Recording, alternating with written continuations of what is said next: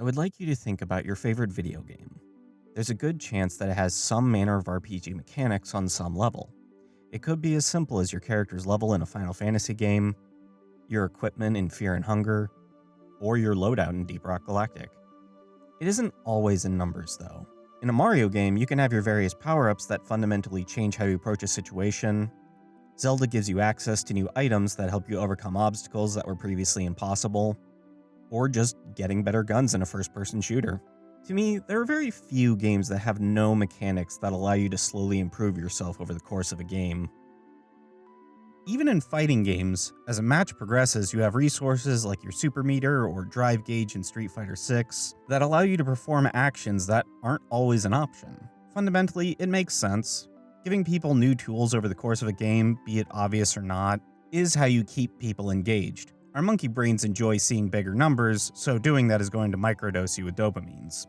Anime, especially in recent years, has been using RPG-like terms to get across someone's power, skills, abilities, etc. They talk about levels, stats, pretty much anything you can think of, there's an anime that's used it in some form.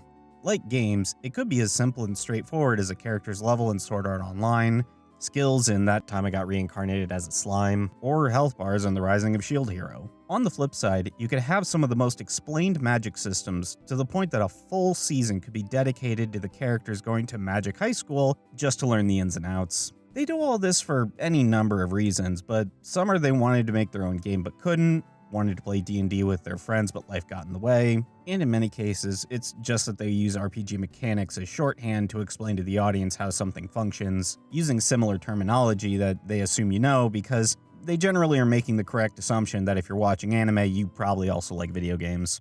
Here's the thing. Those RPG mechanics only make sense in games because that's the only way you have actual context. Let's begin by looking at something that even the most casual anime viewer will be aware of. In Dragon Ball Z, they introduced power levels almost at the start, giving numbers to identify how strong Goku and Piccolo are in comparison to Raditz. Later, this would give birth to the legendary "It's over 9,000" meme. As the series went on, the numbers ballooned so quickly that they rapidly lost any meaning they may have had, leading to the eventual discarding of the notion altogether, and replacing it with just commenting on how strong someone felt, how oppressive their aura was, if it felt like they were fighting all out or holding back. The second method is, in my opinion, far more impactful than raw numbers for power levels, because it gives us an immediate sense of, okay, this new villain is strong enough that they scare Goku, and that's real bad. Before, when people would stand around screaming for 20 minutes just to power up, yes, I'm aware in the manga it's not as bad, but it's still there, because the character knows, oh, the other dude has higher numbers than me. Now you can convey all that with Goku simply saying, I don't know if I can beat him. Hard numbers do not work outside of games. Think about it like this. Say you can bench press 100 pounds, while the person next to you at the gym can bench press 110 pounds. Under the right conditions, you could very well hit that 110 pounds if you push yourself. It may take more of a strain on your body, you might hurt yourself, but you could. Life is full of cases where people push past their limits. In games, hard numbers in something like a turn-based system mean that some fights may very well be impossible. You are limited to the tool set and health given to you at that level. If it's not good enough, you have to go on level grind. In the Souls games, while it's possible to defeat everything in each game at level 1, it's going to be extremely challenging unless you know the specific items to collect and where they are, which in turn helps you to level the playing field. The rush you get from defeating a boss in Elden Ring, figuring out the right materia setup in Final Fantasy VII that let you defeat the secret bosses, all that happens because you figured it out, because you executed the plan, because you overcame that obstacle. None of that happens when you're watching a show. When Rimuru eats an enemy and unlocks a new skill, it's only so that the audience will think, okay, this justifies he can use it and therefore it's fair game. When Bell and Danmachi levels up, it's to justify that he can go further down in the dungeon. When Naofumi crafts items, it's to justify how he can use it down the line. When the numbers are up to the creator of a non-interactive media piece, then they fundamentally don't matter. Unlike games where getting more powerful or gathering items changes the dynamic of how you play, when you're watching a show, it doesn't matter if you're told the main character grinded for a year and is now the most powerful person in the world. Grappler Baki doesn't tell us Yujiro's stats and how they're so high that he's categorically the strongest person on Earth. We are told that, and then we see his feats of strength. We don't get told his power level is S rank when the highest a normal human can get is B- rank.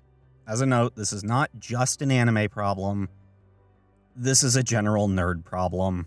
Just taking a casual look at any superhero comic and you'll be overwhelmed with details on fake materials and how strong, amazing, expensive, and rare they are, when, despite being classified as literally the rarest thing on the planet, it feels like a solid 20% of the cast has access to it. The stats in comics mostly come from those books that rate everyone's skills, knowing that Wolverine has a 6 out of 5 healing factor that puts him in the Mega S plus Super Devil God tier, while his fighting skills being 7 out of 5, which means he's in the Super S plus Ultra Savage Deity tier, does fuck all for our understanding of the actual story. What matters is that you know he can heal from almost any wound, and he has metal claws that don't break. That's it. You want to know how good he is at fighting? Show me. You want to see him get outsmarted to establish someone else is more tactical? Show me. You want to see how much he can heal from? Show me. There's a seemingly endless desire for nerds to attach numbers to things. I feel it's a mix of, this makes it more like my video game, but mostly it's just lazy storytelling because effectively showing everything requires actual effort. Meanwhile, you can say someone is S rank, and that relies on the audience to do the work for you. I want to take a moment to mention the types of non-interactive media that I feel that system mechanics matter. That being a show you're watching about a real sport, something like baseball, chess, basketball, the ones where the tension is seeing people acting within those rules, and often the antagonist is shown to break the rules in underhanded ways that generally no one but us or maybe the main character can see. But think about it like this. How often do they break down every detail of basketball? How often do they go into excruciating detail about how each chess piece is used? In my experience, basically never. Hell, if a rule is broken, it's generally only mentioned because then that's when it matters. If you want a direct example of how showing is always more powerful than telling, after this video I would like you to pull up a clip from the boxing movie Cinderella Man.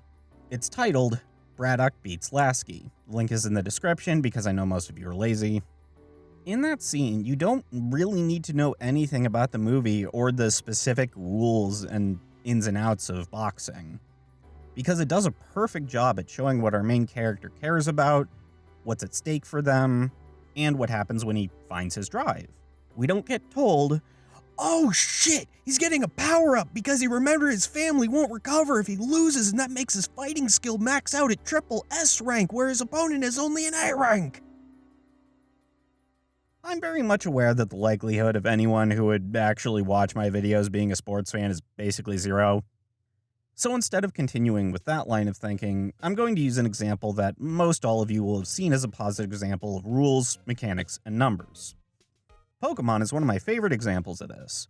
In the Pokemon anime, it's very common for someone to use an attack like Thunder Shock, and for someone to comment about how it's super effective against the other Pokemon, or on the flip side, how it's a bad choice because the other Pokemon is either immune or not weak to it. They don't stop and go, Thunder Shock has 40 power with 100 base accuracy, and because it's Pikachu, it gets Stab. Stab is the same type attack bonus, which means if you use an attack of the same type as you, then it is more powerful than if another Pokemon used it. No, we just get told how effective it's supposed to be, and because it's not a game, the hard numbers don't matter. You can see the anime's effect on later Pokemon games where the more the Pokemon likes you, the higher chance they have to withstand a lethal attack or crit. It's about the drama of the battle, not who has higher numbers. If the story always ground to a halt to explain the hard numbers at every turn, then it would drag the pace down to a glacial crawl.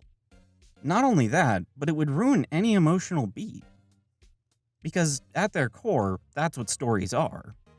An experience to make us feel something.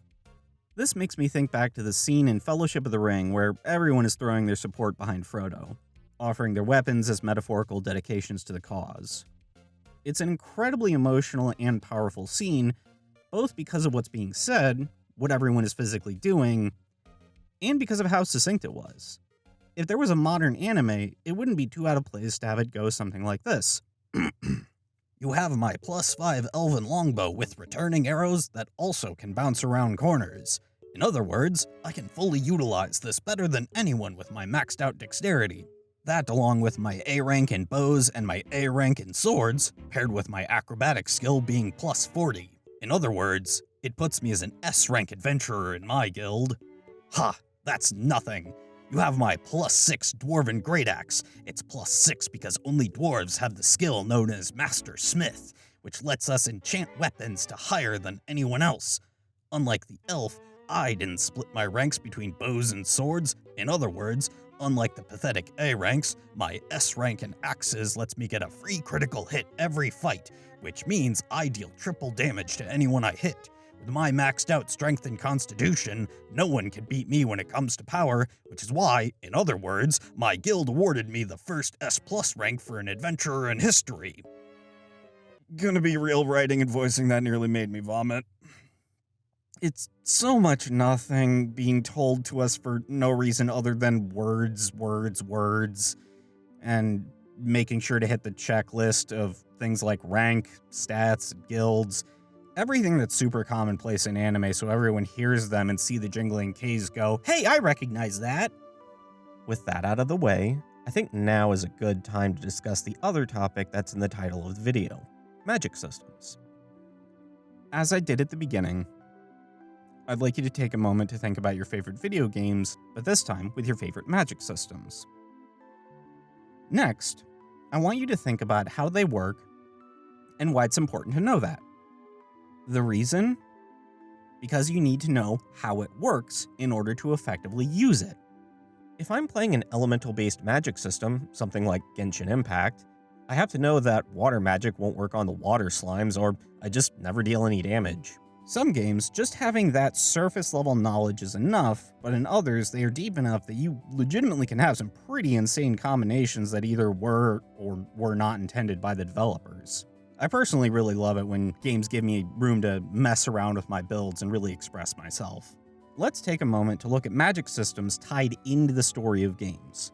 I know there's like a billion of them, so I'm going with two very different but equally reasonable ways to go about it. The first is Elden Ring.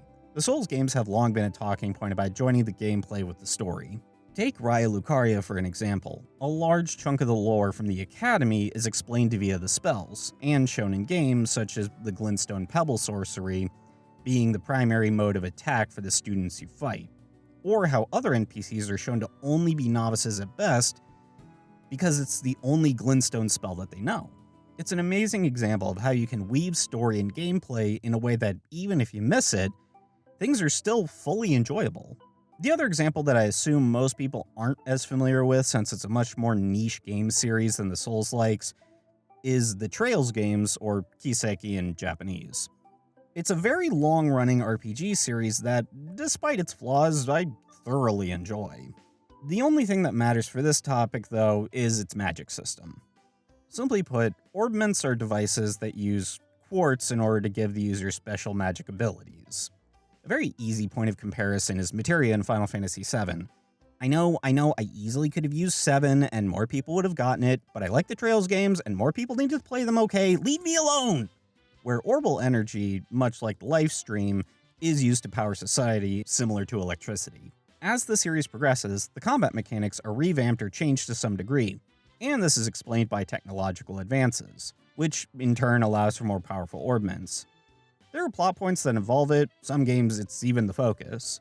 The point is that, like Elden Ring, they explain how the magic works not with specific stats, but in how that magic affects civilization. Just because a quartz you can get gives you an attack bonus or access to a fire spell, doesn't mean that anyone ever says that. The only important part is that these gems are magic, and we learn about it how it changed history, just like the internet did in real life.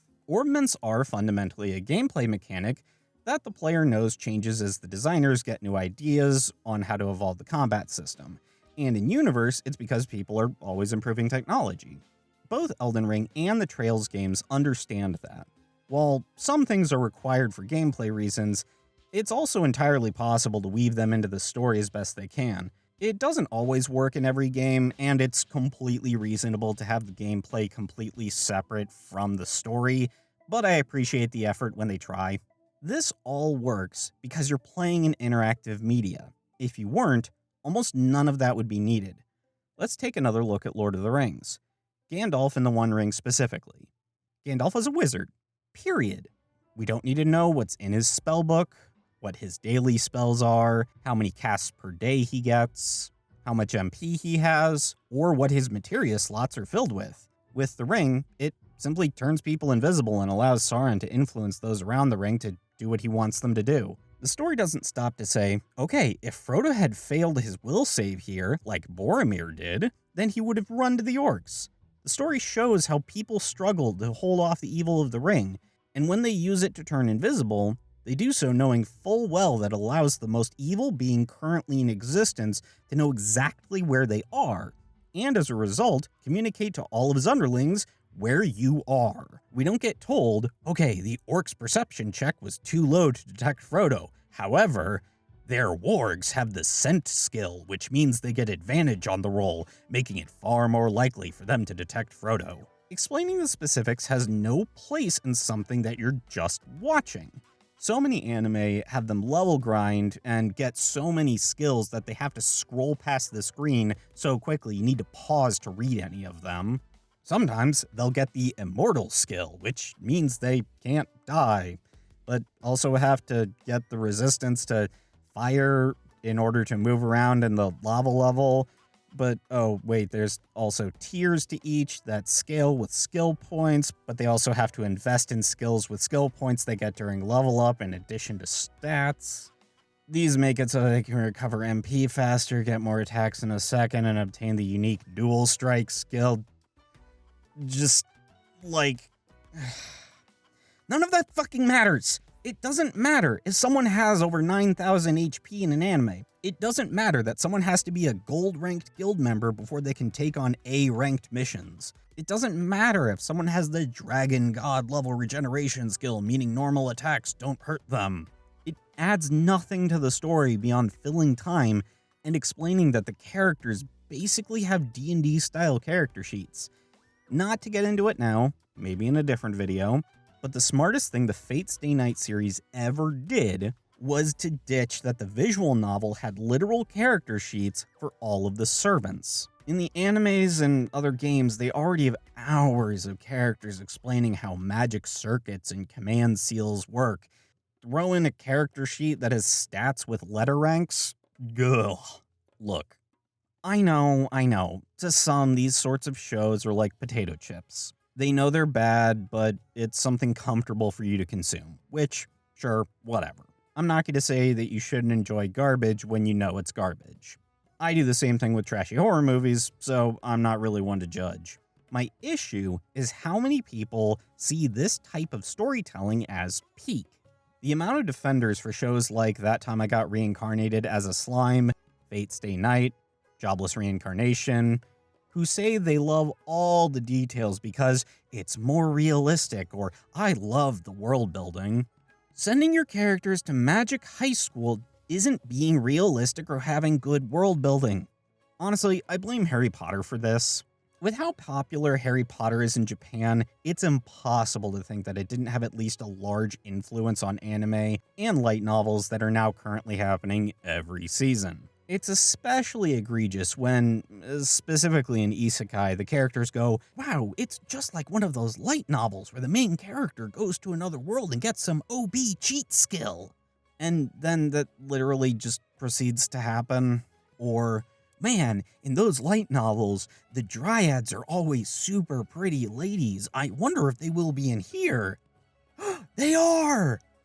Saying you know that it's a trope doesn't mean you're now allowed to phone it in and talk guilds, magic schools, stats, and more just because you know others do it. And also, I am so fucking tired of anime misusing guilds. Guilds were never this free form, oh, it's just, people can wander in from outside of town and go to the quest message board. No, the guild was there to protect your job and livelihood, so assholes coming from elsewhere, or hell, even people from in your community that you didn't like from coming in to steal your work. It was there, like a union, to protect you and yours. It's not a goddamn quest hub. Now, obviously there's a market for this stuff. As I said, Western comics also have a fascination with this exact same bullshit. The media literacy of nerds has never been super high. The amount of engineer dads who self-publish why they think they could take over the world if they were dropped into the Roman Empire simply because of their knowledge on how to distill alcohol and basic accounting skills, it's quite literally endless. It's just that we see more adaptations of Japanese light novels and visual novels, so it feels like it's more lopsided. Neither are good, but at least the West doesn't currently have a content mill on the scale of an anime sweatshop. I guess really what I'm trying to say is that systems and rules only work if it's something that you personally can interact with. There are plenty of YouTube channels dedicated to really wild and obscure sports rules that make you ask, why on earth is there a rule about how you can't climb on your teammates? And it is always because someone did exactly that and a lot of people got hurt. This is entertaining to listen to because things like football are something that you can just go out and play with your friends. Hell, just knowing the basic rules of something like football, where you can only score between 1 to 6, and hearing about how there was a game that was 222 to 0 makes you go, hold up, I'm sorry, what? Because you already know the context, football is something you can interact with. It's a case where the rules do matter, but a video detailing how that happens isn't going to explain every single rule in football, only what matters. Even in anime based off games, like the Persona anime, they aren't explaining what level the character's grinded to. They aren't showing the main character sit around in the Velvet Room for 30 minutes doing fusions to get the most powerful one. They aren't explaining social links and how you need to choose the right dialogue to level each one up. They don't because, say it with me, none of it matters. It only matters when you're there to interact with it. Lastly, I want to close things out with an example of something that is mainly discussed for its game systems. Dwarf Fortress, for those that don't know, is currently the most complex world simulator ever made. The goal of the creator is to try and make something that can randomly generate a world, its history, civilizations, basically everything down to the legends. And because of this, the stories are also all randomly generated. There isn't a lore to the game. Each run is going to be vastly different, which means that discussing the weird stuff that happens in your world and weird interactions matter, since that's the whole point.